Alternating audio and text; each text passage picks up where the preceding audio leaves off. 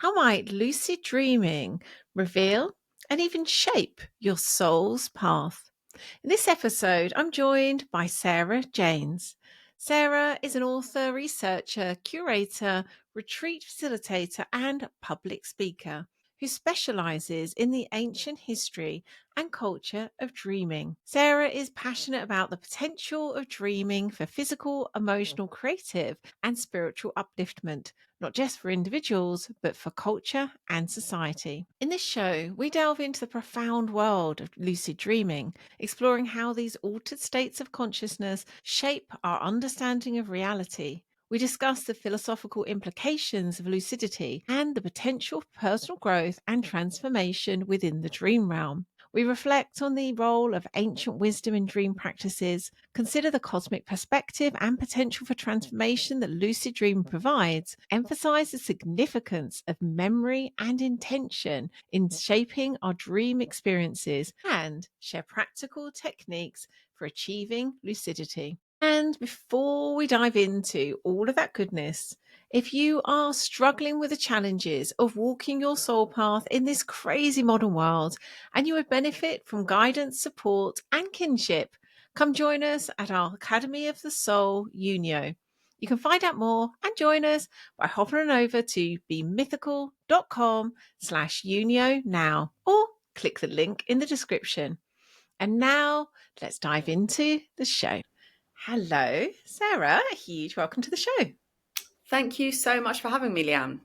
Oh, this is one of those episodes where it's certainly a bit of a pleasure for me personally, as well as for listeners. There's so much about this topic of dreams, lucid dreamings, how we can use that in service of our soul path that is really fascinating to me personally. So yes, this is one of those ones where it's like, it really is my pleasure.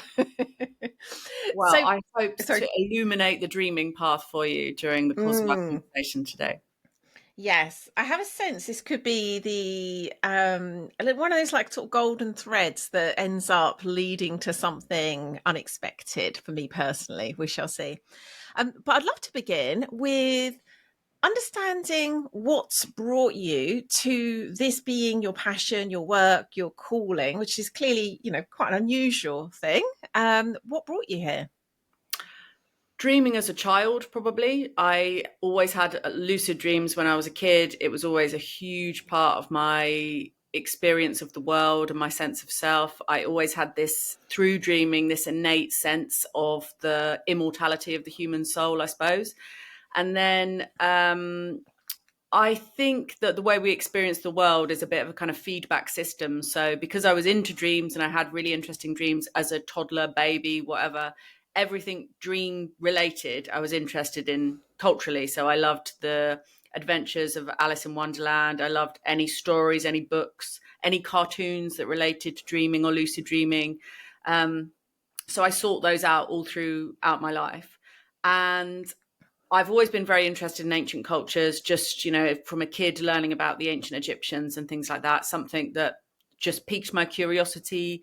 I've always been fascinated about the essence of spiritual beliefs and about systems of reality. And because of my experience with lucid dreaming, when I was a kid, my fascinations were I was a bit obsessed with inventing a machine that could record dreams so you could play them to other people.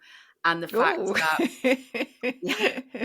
that actually I'm less interested in that now. And also the fact of the experience that you have in lucidity, where you have this sense of omnipotence, this sense of you creating everything in the dream realm, and this amazing continuity that you have if you're lucid regularly, where you actually see your dream realms developing and you are the creator of them and the curator of them, led me to, I guess, esoteric and philosophical ideas about the nature of reality, and an idea that if you could kind of perfect that dream self, that your spirit would perpetuate after your death, that the dream realm is somewhere that you can consciously enter upon death. And that was something that I was really obsessed with as a kid. So I was very philosophical because of dreaming directly, I would say. And then I've had every career going, from working on a phone sex line, working as an estate agent, working in TV and film, working in the music industry, working in like everything you can possibly think of. But dreaming has been the golden thread, that you mentioned in my life forever. Like, I've always been interested in dreaming. And then one thing that happened is I had a baby, and when my baby was small, it kept me up at night. And for maybe a period of 2 years, I wasn't dreaming in the same way that I was before. And I was just devastated. I felt bereft, like totally cast adrift in a horribly real world. And when dreaming finally came back, when I was able to sleep for longer hours, I just really, really, really, really appreciated it. And prior to that, I'd been a gig promoter and working with bands and doing tours for American bands and working in a recording studio. And I had a lot of experience of organizing events. So I decided that instead of going to university, which is something that I had considered, and learning anthropology, that I would start up my sort of own personal university. So I started a little lecture salon down where I live in Hastings, and invited guests that spoke on all sorts of subjects that interested me. So a lot of philosophy, things like psychedelic science, things like ancient cultures. And during the course of those lectures, I was sort of, I don't know, kind of perfecting my ideas of things that I was especially interested in studying. And I learned a lot of things from the lecturers. And I had really lecturers that have gone on to be really sort of famous, published a lot of books, and who were very well respected at the time as well. And because they're so passionate about their subject, they came and gave talks for me in my friend's house and stuff like this for £100. So, so my scheme was basically get all my mates around, charge them a fiver, and the lecturer would give their talk, and then I'd make dinner for everyone. And it was like really great social thing as well. Wow, My little group of friends ended up having this like really weird niche knowledge on some really obscure subjects, like from sex robots to the ancient Mesopotamian city of Ur. So during the course of that, I basically discovered that the thing that I get most excited and nerdy about is ancient cultures and ancient cultural perspectives on reality, the afterlife, the underworld, this kind of stuff. And one of the lecturers I had was Dr. David Luke, who's a senior lecturer in psychology at the University of Greenwich. Yes. Yeah. So he spoke about DMT entities and psychedelic science, and his experience of traveling around the UK with a shaman from Mexico who was attempting to wake up the stories of the land. And one of the places they went to during this pilgrimage was the Temple of Nodens in Lydney Park in Gloucestershire, which is recognised as being a kind of a development of the sleep temple culture that was prevalent in Greece. And there they believed that people incubated for healing purposes to receive healing dreams from the god. And I must have read about this temple at some point because I had lots of books, and looking back on them now, I can see they would reference the fact that there was this sleep temple there. But it was just a bit of a penny dropping moment that I could specialize in something like super niche because there was an ancient historical context to the stuff that I was interested in. And so since then, I've just really been following an extremely niche path. And in the last 2 years, I've been living in Greece, in Epidavros, which is where Asclepius, the divine physician of the ancient Greek pantheon, son of Apollo, was a healer. And one of the modalities in which he could heal was through sacred sleep, through these divine dreams. So it's been amazing, and it is very niche. And I always think, if you just follow very specific niche passions, then pathways just seem to open up for you. So that's what I've been doing. Oh my goodness, thank you so much for sharing your story. Such a wonderful example of the way that our soul kind of calls us little by little towards our North Star, even if it's something that we couldn't have even possibly imagined we'd end up doing. We find ourselves doing it through these little synchronicities and breadcrumbs. I was also thinking, it's such a small world how my shamanic teacher, Jez Hughes, who's very close friends with David Luke, the Mexican shaman you mentioned is part of the kind of like twinned lineage with my British teacher. And I was like, oh, I love the way that that's kind of already a weaving that's unfolded. So I have about 50 million questions. I'm I'm just trying to choose where to go first. In fact, let's start with something quite simple, almost like a first principles. When we're talking about lucid dreaming, what is it? What Very is good lucid dreaming? question. Because I realise that even now, actually, some people think of lucid dreaming differently to the way I think of it. So my lucid dreaming has been sort of acknowledged as a unique state of consciousness, that blends sleep and wakefulness, qualities of sleep and wakefulness. But for me, the essence of it is that you are remembering who and where you are whilst you're in a dream. And a lot of people, when I describe lucid dreaming, will remember instances quite often from childhood dreams where you become aware of the fact that you're in a dream and you get excited, and this sense of excitement wakes you up and stops you from having your lucid dream. So when I was a kid, that used to happen to me quite a lot. And by developing just intuitive techniques of how to stay in there, I realized that it was a specific state of consciousness. So there is the man that coined the term lucid dreaming describes how he would spin in order to stay in a lucid dream. And sometimes you have to do something physical in the lucid dream to stay in it. But ultimately, it's knowing who and where you are when you're within a dream. And actually, one thing that I find really amazing about dreaming, especially like a long lucid dream practice, is you have dream memories and memories of previous dreams that are unique to the dream self that you don't seem to be able to recall necessarily as your waking self. So it seems to connect to this dream network, this neural network that you can't necessarily access with ordinary waking consciousness. So one of the reasons, in my book, I'm a devotee of Mnemosyne because she is the Greek personification of this sort of remembrance. And for me, she is the goddess that personifies lucidity, because she is the child of heaven and earth as a kind of foundational aspect of her character. She actually is the product of heaven and earth coming together in union, and she then is the mother of all of the muses on earth as well. So she is the source of all divine inspiration. And there's something that lucid dreaming engenders in me, and I know it's a common aspect of lucidity for a lot of people, is ecstasy. Like, I get a sense of bliss and ecstasy when I become lucid in a dream. And that is almost, to me, the kind of primary source of inspiration. Like, you have an inspiration aha moment when you become lucid in a dream. So I think Mnemosyne is the goddess that personifies that. And she's the kind of 10th forgotten muse. Wow, that's again, everything you're saying is like sparks this like web of other things that I want to explore. I feel like we might need to have a second episode to get into all of the things I want to ask.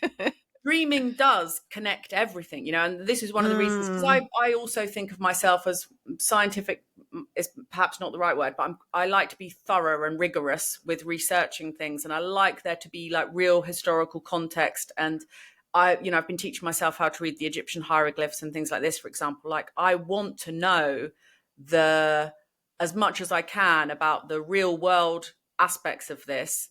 So, because that to me just gives my my feelings and intuition substance and weight. So that's also something that's very important to me. And dreaming is a fantastic, unique avenue of research to do in terms of the academic or the scholarly approach to these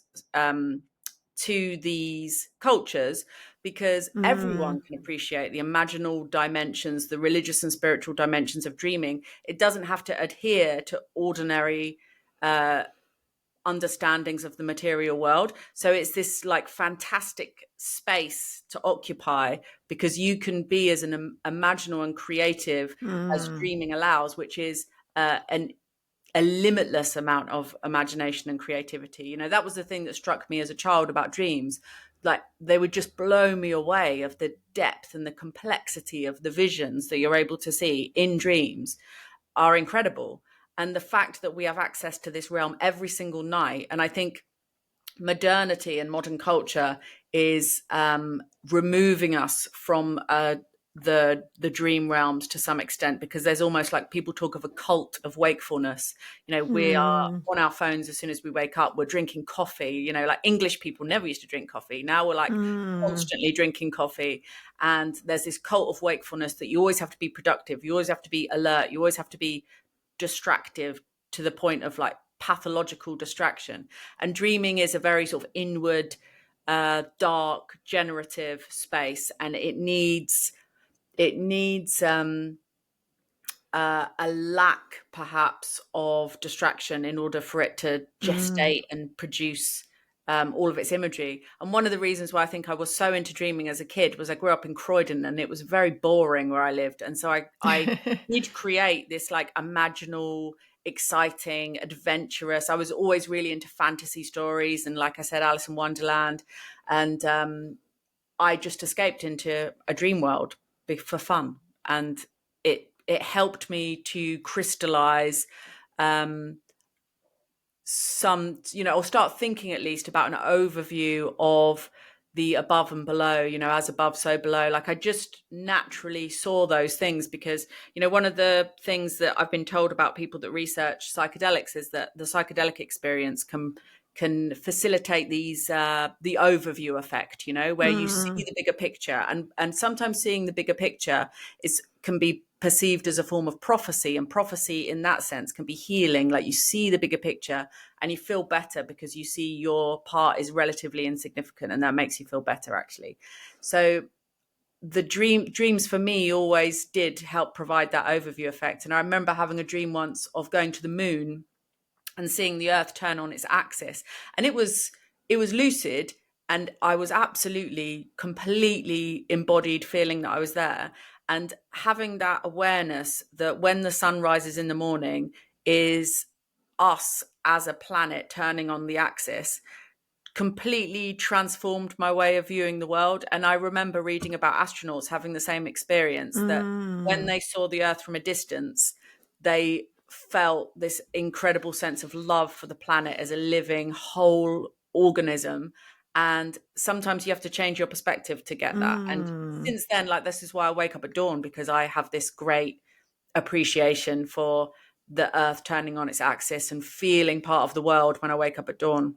Oh, yes. I love that, because it's those liminal points where we go from one to the other that we actually can appreciate that turning, that moving. There's something profound about that. So one of the things that I find interesting is that from a lens that we might call like a shamanic lens or a Jungian lens on dreams, there is a more let's say, it's not quite the right word, but slightly more passive way of dreaming, that the dreams will produce these symbols, these signs, these messages that we will then actively harness in service of whatever it is that we're wanting to use the dream world for. However, there's something slightly that feels different in using lucid dreams, in that you are consciously creating those symbols rather than what's either coming from, if a shamanic view, from spirit, or from a Jungian view, from subconscious or unconscious, that supply, it gives you this insight into things that you wouldn't have otherwise known. Where from what you're describing lucid dream is about, there is a kind of, it's like bring a consciousness into that. I mean, you could say, well, the very fact that you're choosing these particular things consciously is also indicative of something. But I'd love your thoughts. Is the question I'm asking clear? As in, Yeah. it feels as though it's a you're going to obtain different wisdom from a lucid dream versus a what we might call a typical dream? It depends on whether or not you are directing the lucid dream and choosing what you invite or what you want to create, or asking the dream to provide that, and I then these things see. come up. And so I do think there's a big difference there. And when I was a kid, I did use lucid dreaming as a kind of wish fulfillment thing. I'd snog the boys in class that I liked the most, or fly to places, or have nice presents and get things that I wanted. And then when I got my dreams back after I had my daughter, then I was so delighted to have them back. I would ask the dream to show me stuff. And then there's still some discernment that takes place. Like I read a paper in the last few years that was about showing discernment when it came to epiphanies during psychedelic experiences. And this is something that I'm quite interested in. I've not done any psychedelics to the point where I've had like micro doses of things, but I've never had psychedelic effects as a result of taking psychedelic substances. But one of the things that interests me is if someone takes psychedelics and they don't also have a foundation in dream work, that sometimes these experiences can be such a shock, such a kind of vivid, alien experience, that people will just take epiphanies or the sorts of revelations that occur in the psychedelic experiences. Absolutely, this is truth because I've never seen anything like it before. Yes. And I think the same kind of uh, like thinking can be applied to dreaming. The same discernment needs to be applied to dreaming. And if you're very experienced in dreaming, you recognize the things that are coming from your unconscious or from things that you've experienced or encountered in the past. And you do tend to have, they say that lucid dreamers actually are good problem solvers because lucid dreams do help you to make novel associations. And when you're lucid, you're able to identify more accurately perhaps where things come from. So, dreaming for me, I've thought about it a lot in terms of, what it's actually doing. And I think that dreaming kind of does everything. It's an expression of your wants and desires. It is compensatory. If your life is boring, like I said, you can make it more exciting. But I also think that it's oracular and it can reveal the future to you, that it provides portals to the deceased and to divine beings or otherworldly beings. So I think it's kind of everything. That's what's so fantastic about it, is it's not one thing. And I think definitely people use lucid dreaming for different reasons, and some people will be using it for for conjuring up their desired outcomes. I think it's also a really powerful magic tool for if you want certain things to happen in your life, you can dream them into being. They can gestate in the dream world, and the more you dream them, the more familiar your consciousness becomes with them, and the more likely they are to manifest in your real life. Like Greece came from dreams, and the amount of people that come on the retreats and say, I dreamt Asclepius came to me and told me I had to come to Epidavros, and then they'll look that up and they'll find me and they'll come. And there's something really like, it's the best thing in the world when someone comes on the retreat because Asclepius has told them to. There's a history in the culture of the sanctuaries themselves that talks about Asclepius visiting people and telling them to come on pilgrimage to this place. So that's always a very special thing for me. And something kind of magical happens to your consciousness when you act out things that you've dreamt about. You start to recognize that life itself, reality itself, is some type of dream, that perhaps in death you ultimately wake up to the reality of everything, to the all. And that's what I've always believed, and what I tend to believe about the nature of reality, that we're all living in some kind of dream in a limitless cosmos, that we are but a kind of speck of dust in, and that we can never end. We're immortal entities, and we will just wake up in the next dream. Yes, there's so much that any exploration of dreams, and in this instance lucid dreams, starts to it kind of opens up more questions about consciousness in a way that I think is the right places to be looking. I think to only look at consciousness through the lens of what we call waking consciousness is very limited. So I love what you said there about using lucid dreaming magically, because I was thinking something similar, how when we are in this conscious walking of our soul path, unfolding, why we've come here, what is my destiny, why is my soul come here in this lifetime, we are likely to be, whether or not we use this term, we're probably going to be in some form of shadow work, really understanding kind of like what's held in the subconscious, unconscious, what we're being called into, the resistance we might have to that. And as you were talking there, I was thinking, yes, that really makes sense that we could, in similar ways to how we might use, say, shamanic journeying or active imagination, we could actually like work something out, experience something that at the moment feels dangerous to embark on in waking consciousness. We could experience that in a lucid dream and like work through it, understand what's in the way, understand how that feels to us. Have you got examples of using lucid dreaming in that kind of way, where it's like actually allowing us to kind of move forward in our work, our soul work? Absolutely. I mean, it's one of the best applications of lucid dreaming. And there have been a lot of studies into things like, say, for example, athletes practicing their skills, where they've Mm, trained up with how to lucid dream, they'll practice their skills. And because lucid dreaming is engaging the frontal cortex, it's engaging areas of the brain that aren't normally active during sleep, you are kind of creating the right neural pathways to mm, facilitate a more uh, a quick response in the waking world. So, one of the things, I've always been really into reading novels and fiction, and I think it works in a similar level. You engage the active imagination when you read a novel, and neuroscientists have shown that you actually create neural connections and pathways associated with reading, where you're engaging the imagination and you're imaginatively living out that story. So the same thing's happening in dreaming all the time. So athletes practice things like this in lucid dreaming. You can practice, one of the actual evolutionary studies into why we dream in the first instance is this thing of practicing, preparing yourself for the future.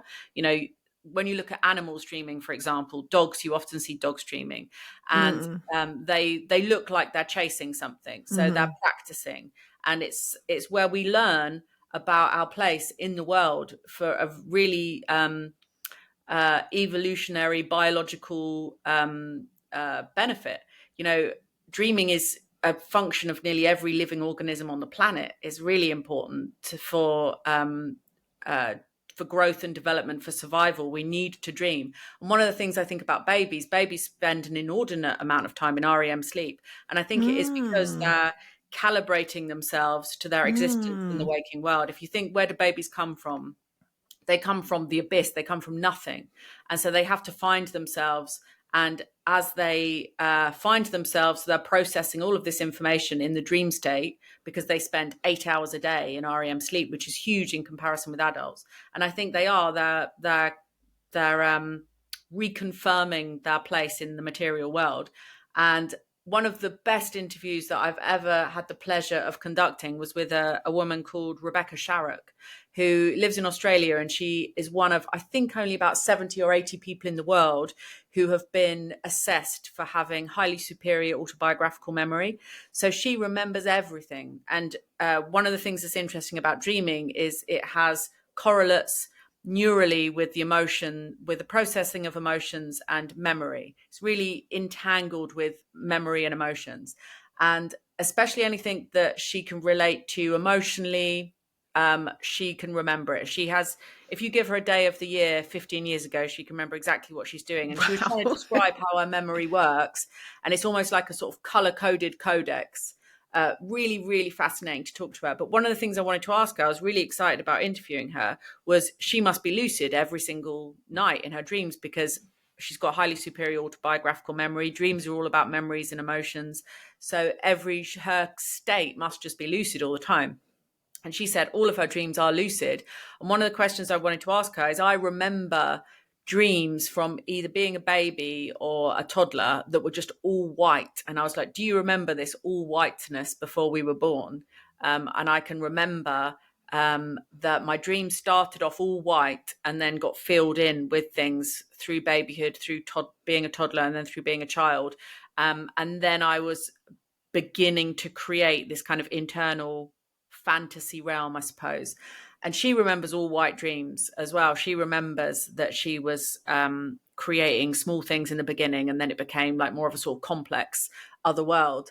And this fascinated me. So I do think that dreaming, as well as remembering you into the next iteration of life or of being, can help you remember where you were before you were born. And I was a bit obsessed with this idea as a kid. Like, I had a vision once. I was crossing a zebra crossing outside my school, and I had a vision, just a flash of where I was before I was born. And I was in the cosmos, but I could feel the presence of, I've got twin brothers. I could feel the presence of my twin brothers. And I always thought as a child that when you die, you go to the same place that you were before you were born. Oh my goodness, so rich. So this is a possibly slightly left field, but I've had hypnagogic hallucinations since I was a teenager, and at certain points they've been very there've been periods in my life where they've been very disruptive and actually terrifying, and I kind of, in some way, I look back now and I realize they were in a way a kind of like a soul call to more consciously work with those realms, which now I do. But at the time I had no context for that, so they were very terrifying and kind of like, what on earth's going on? I'd love to know, it feels as though there's some relationship possibly between hypnagogic hallucinations and lucid dreaming, and I'd just love to hear anything that you might have to share on that. Yeah, I love the hypnagogic experience, and I think it's something that was more recognized as a distinct working in ancient times, and is continued to be thought of in that way. But it's trance, really. You're in a trance in that hypnagogic state. And one of the things that I use in my workshops is hypnosis during the hypnagogic state, to seed the hypnagogic state with symbols and ideas and archetypes that the dreamer can then access in a full dream. But for me, part of my development of lucid dreaming as a child, or the thing that I was really into as a kid, was consciously experiencing hypnagogia and using that as a path into the dream so that you can consciously enter a dream. So the way I describe it to people is, it's called wild in lucid dreaming terminology, wake-induced lucid dream. But it's basically where you go from wakefulness into a lucid dream. And ever since I was small, that's been the main way I like to experience lucid dreaming and how I think about entering a dream. So one thing I compare it to is Alice falling down the rabbit hole in Alice's Adventures in Wonderland. So you tend to feel like you're falling when you consciously enter a dream, and when you're going through hypnagogia, that's why you get the myclonic jerk. If you go like this all of a sudden, because you've tripped on a curb in a sort of semi-dream state. So a bit like You always holding seem to do that. Have you ever noticed? I fell asleep on a plane flight last week and did that. And I was thinking, isn't it funny how the time when you least want to jerk and hit anyone that's next to you often is when it's public. Yeah. Well, one of the things I've been really into thinking about recently, I was meditating, and I actually access a similar thing during meditation, like hypnagogic, like images and ideas and phrases come to me when I'm meditating quite a lot. And one of the things that came to me or struck me the other day is, I'm very interested in how obsessed and petty human beings seem to get with the world and what's happening on this planet, and the various kind of toxic relationships, or just the material substance of this planet, and how the scale of the universe is just so vast and overwhelming and massive. And if we had more of an appreciation for our place, our tiny, tiny place in the universe, we would be less concerned with this and more in awe and wonder at the fact that we exist at all.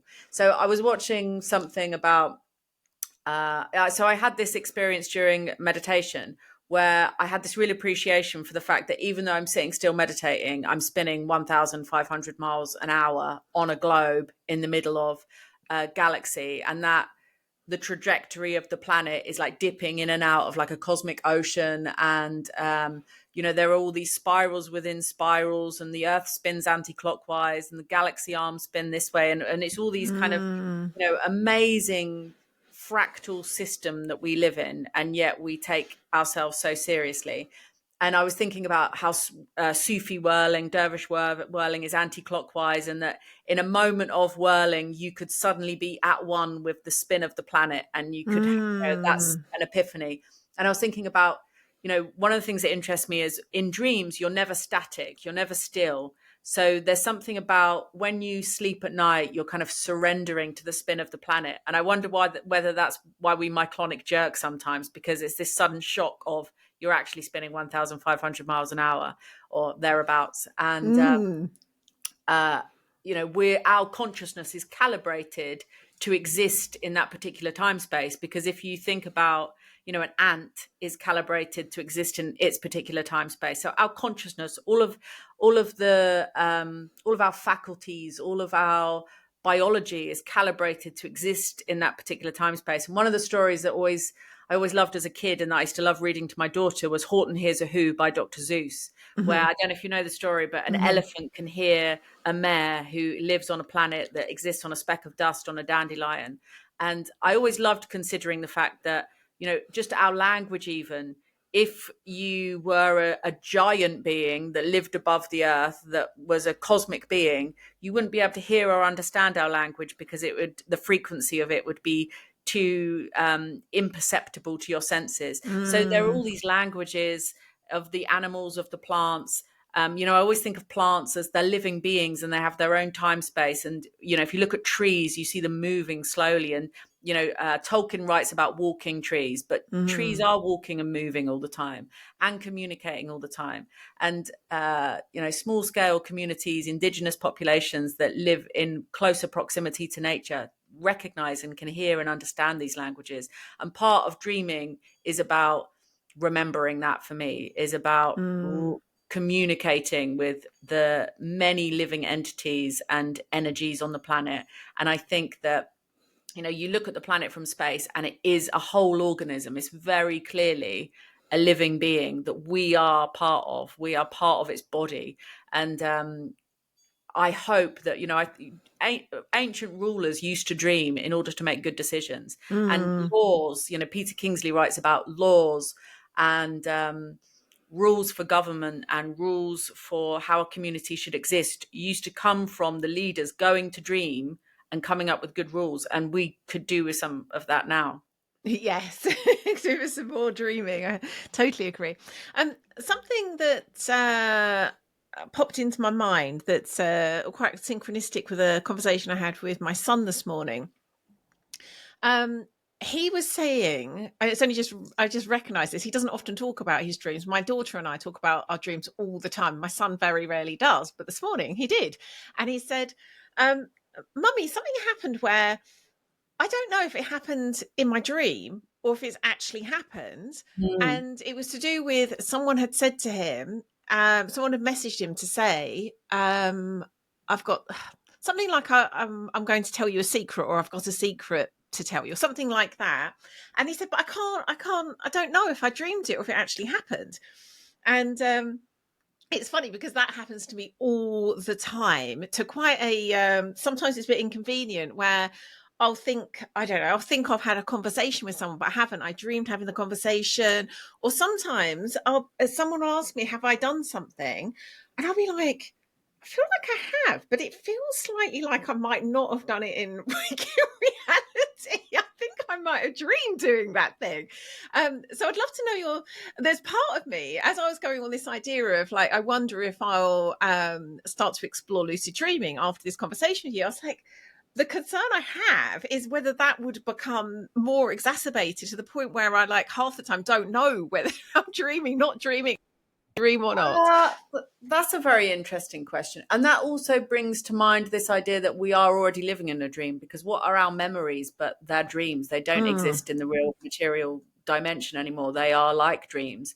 And very often when we are recalling a memory, we think we have an accurate representation of it. But even like I'll reflect on what I think is the absolute truth of a memory and be like, oh, actually, that part of that's invented, part of that I just saw a photograph of that. I don't actually remember being in this place. So there is that. Well, one of the interesting characteristics of lucidity is that because you've got more brain areas and the frontal cortex is activated and you're able to self-reflect, and you have self-consciousness and awareness in the dream state, is you don't forget them. That's a very easy way of determining whether lucid dream, if it doesn't have the bliss and the euphoria component, is do you forget it immediately upon waking up, because they don't evaporate like normal dreams. So actually I think it'd be the opposite. If they were lucid dreams, you'd be more likely to remember exactly where they came from. That really makes sense. Yes, by its very nature, it is more lucid. Working on memory is one of the best ways of encouraging lucid dreaming, because I think lucidity is way more related to memory. And, you mentioned consciousness and researching consciousness. And I think dreaming is a woefully underrated avenue of information and insight into dreaming. Ancient cultures all appreciated that this was true. And one of the most interesting thing about ancient dream culture and ancient dream interpretation is there's a absolute preoccupation with dreaming in the future. So dreaming is seen as oracular, like in all cultures all the time. And it's the main purpose.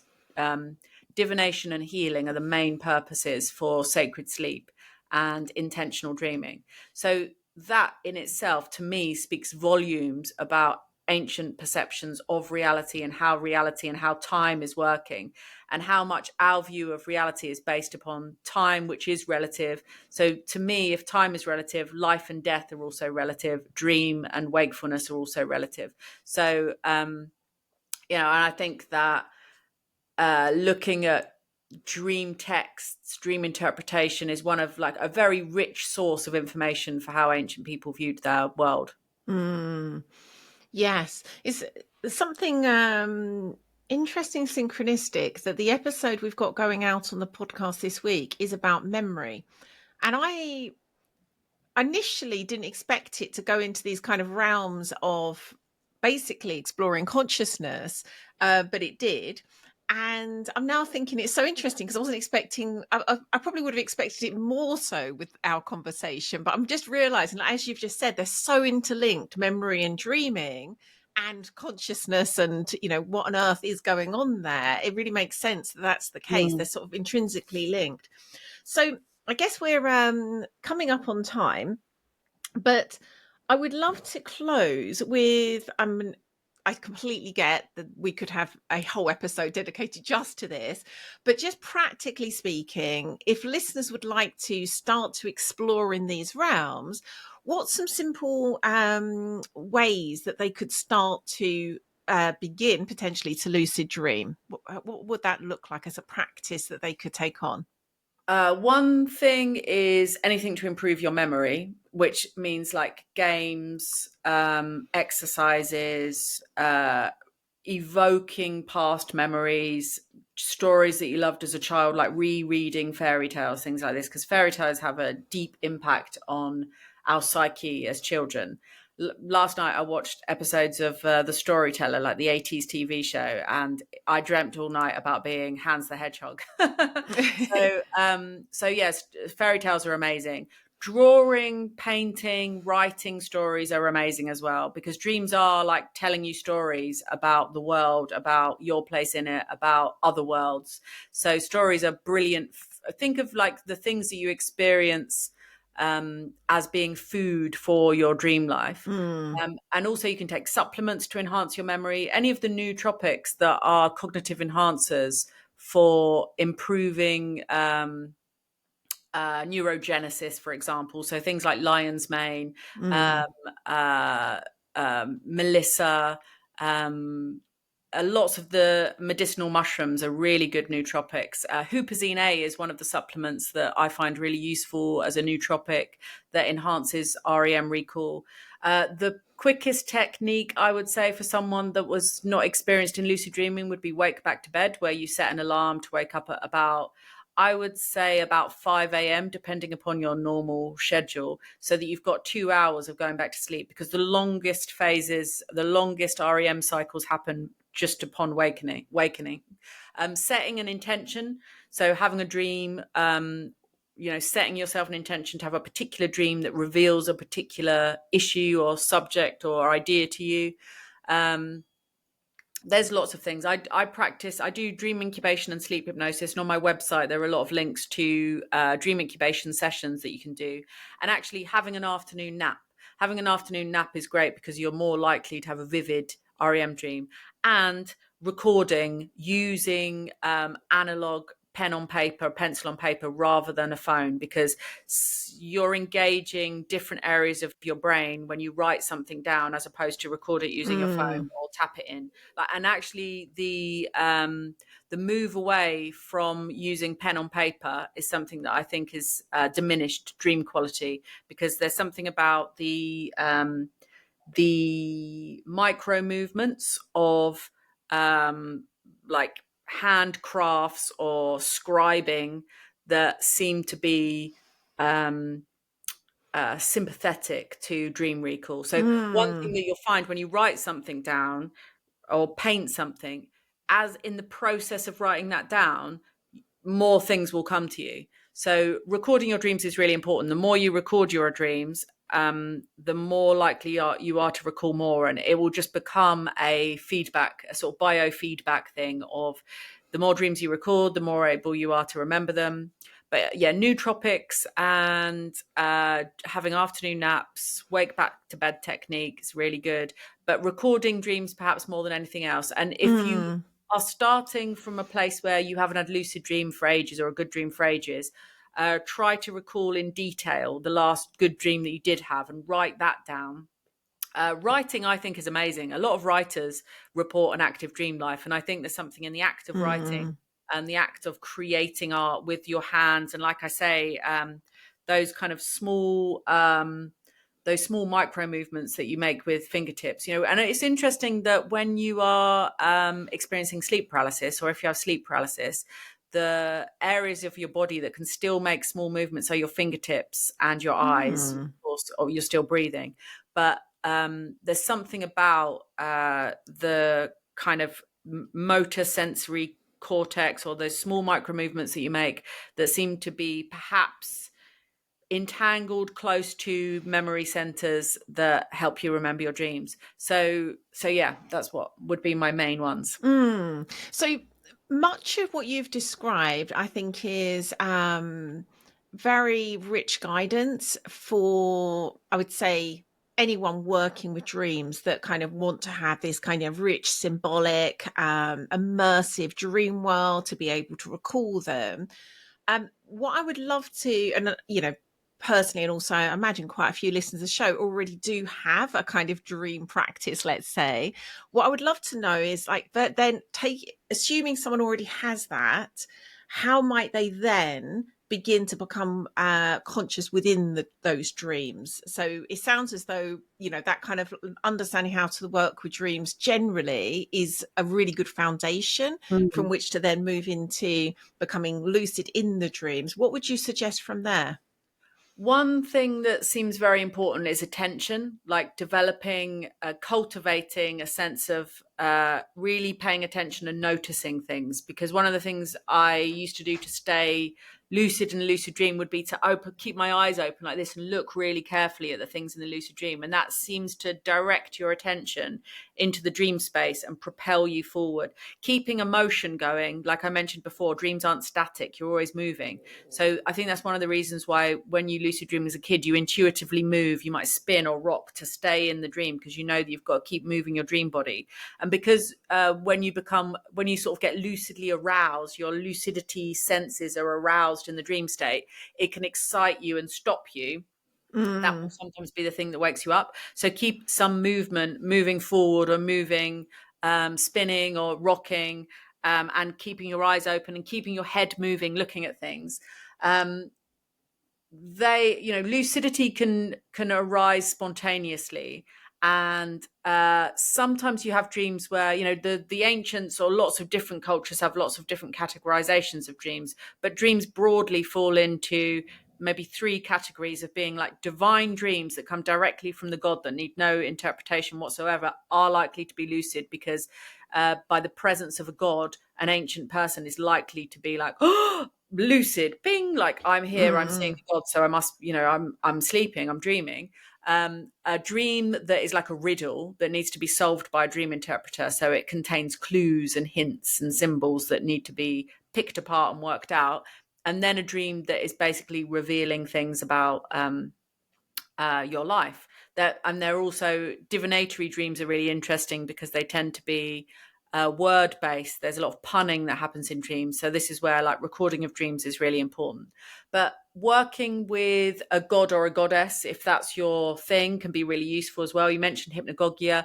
For me, Hecate is the primary kind of guardian of that liminal space. Like she is the torchbearer who leads you from wakefulness into the dream. And I find I've had dreams with her and with Telesphorus and directing your attention at an archetype, at a manifestation of divine essence taking the form of a god or goddess can be really useful because it helps to really direct your attention and to be a focus that can help arouse your consciousness. That really makes sense. It seems as though, from what you're describing, I may just be misinterpreting what you're saying. As much as I've always had a very rich, vivid dream life, and of course the hypnagogic hallucinations as well, I don't know if I've ever had a lucid dream. I can't recall ever having that sense within a dream. Like I had these kind of, big, grand, emotional, immersive dreams. And my dream recall's pretty good as well. And yet I don't recall ever having that sense within a dream of like, oh, here I am, I'm dreaming. I'm fairly sure I've never had that. And so when you're talking about it, I'm like, but how does that part, if that isn't happening Yeah. spontaneously, which for me I don't think it is there a reason that's the case? And it was almost like I seem to have like the opposite, where I can, with the hypnagogic hallucinations, I'm asleep when I should be awake, kind of, but it's like the opposite doesn't seem to be as available to me. Is that something you've seen before? Is there anything you could, there's a reason for that? And if other people have that experience like I do, what might be the way forward? Well, I think also lucidity isn't like a black or white thing. I think you can have degrees. It's like a palette. So Yes, you that's a can good have point. elements of lucidity, or for example, I mentioned the euphoria and the bliss. Some people don't have that, but it's an aspect of a lucid experience that I don't get in every lucid dream, but that I love, and that it immediately engages me and is part of the reason why I'm so interested in lucid dreaming, is this euphoria and bliss that you can experience. What I would do can I just mention something that I do experience that might, as you say, this is happening on a spectrum. So I sometimes have dreams that I call kind of teaching dreams, where I'm literally just being instructed about something. And so it'll often be this like disembodied voice, or I'll be shown something. And it's not a story like dream at all. It's Mm. very distinct that like this is a dream where you're going to be taught something. And I'm aware even as it's happening, this is a dream where I'm being taught something. Yeah. So I guess that has Yeah, an that's aspect of definitely got lucidity. lucid components. And if Mm, you're not forgetting that, if that doesn't mm, evaporate upon waking, then I would say that's got lucid aspects for sure. But mm, one thing I would say, because you could set an intention. It sounds like you're a really strong dreamer anyway. So if you set an intention to have the moment where you're in the dream, being like, "This is it. I'm in the dream. I get it." What about can you conjure things up? So if you want to see a particular person, for example, if you can make them appear, then that's something where your will is manifesting directly, lucidly and consciously in the dream state. So I would say that is a lucid aspect as well. I mean, for some people, because it becomes so habitual, I didn't think it was, I just thought that's how everybody dreamed. mm, So lucidity, the word lucidity is just clear. It means it's very clear. And lucid dreams are usually clear and vivid because your attention, your self-reflection, your consciousness is actually awake in the dream state. So you're able to apply the discernment within the dream that this is a dream, and look at it objectively in that way. But one thing mm, that's brilliant about lucid dreaming is you also have this recognition and this understanding that you're not like an avatar plonked into a dream world. You are the entire fabric of the world. And so mm, that expansive state where your sense of place and time goes beyond the boundaries of the human body is, I think, what causes the euphoria and bliss, because it's more than being out of mm, body. You feel the fabric of everything. So say, for example, like a very common euphoric lucid dream is flying. When you're flying in a lucid dream, you realize that you're not just a body flying through a dream space. You are the entire dream space. And not only has your body lifted up, but you are the air that's lifted up the body as well. Like that's how you fly. yes, of Because course. this It now makes, of course, it would be yeah. euphoric because you are experiencing your And I have a you're experiencing reality, experiencing yeah. enlightenment. I have a friend, Mm, Daniel Aldis, who's like a sleep lab researcher in the US, and he's done a lot of studies into time perception in lucid dreaming. And one thing that's interesting about lucid dreaming, I mentioned the memory aspect, that it doesn't evaporate generally upon waking, but also time tends to track fairly accurately with how we would perceive time in the waking world as well.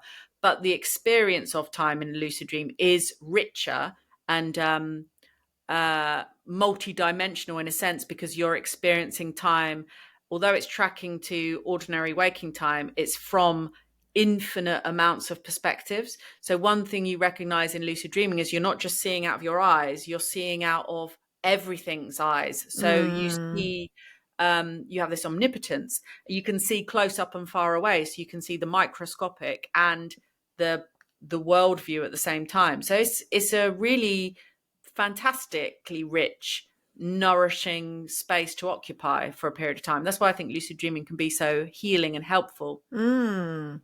Yes, that really makes sense.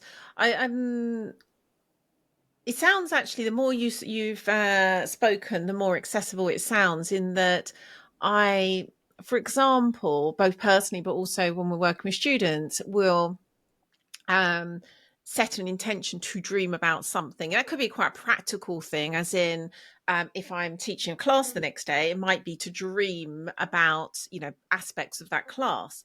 Or it might be a more, I don't know, to solve a problem, let's say. And so this seems as though it's a facet of that. It's kind of like part of the intention is to dream in a certain way, which feels as though could work. So I'll be trying this out tonight. Well, this has been again, personally, such a pleasure. This has been a fascinating conversation, and I suspect listeners will find that that's the case for them too. Where can they find out more about you and the work you do? Pretty much everything I'm doing is on my website, which is themysteries.org. Oh, what a great domain name. My goodness. Wonderful. And I know you've got all kinds of retreats and things like that coming up over the year. So that's all listed there as well, isn't it? Yeah, it is. I have a retreat in Wales, close to where the famed physicians of Mathai come from, and the Lady of the Lake. There's a local Lady of the Lake myth there. So I have that coming up in January, and various online things. And I do tours of the British Museum as well, where I go and show people all the artifacts that relate to dreaming, dream magic, Mm. dream medicine, and things like this. And also next year, I run most of my retreats. I run in Pelea Epidavros, which is where I'm living in Greece, and I'm also doing a retreat or a sort of 2-week odyssey around Turkey with my friend Alistair Coombs, who's a specialist in prehistory religions and has done a lot of research into places like Göbekli Tepe, Çatalhöyük, and Mm. Şanlıurfa. And also at my friend's retreat center in Egypt, New Hermopolis, which my friend Mervat Nasser is a fantastic Egyptian Hermetic philosopher, but also she worked as a psychiatrist in the UK for the NHS for 30 years. So she's an amazing woman. And she's basically built this extraordinary Hermetic retreat center in the middle of Egypt that's based upon Thoth's teachings. And she has really created like heaven on earth because she bought a parcel of land that was just all desert and then created this oasis where she's trying to Wow.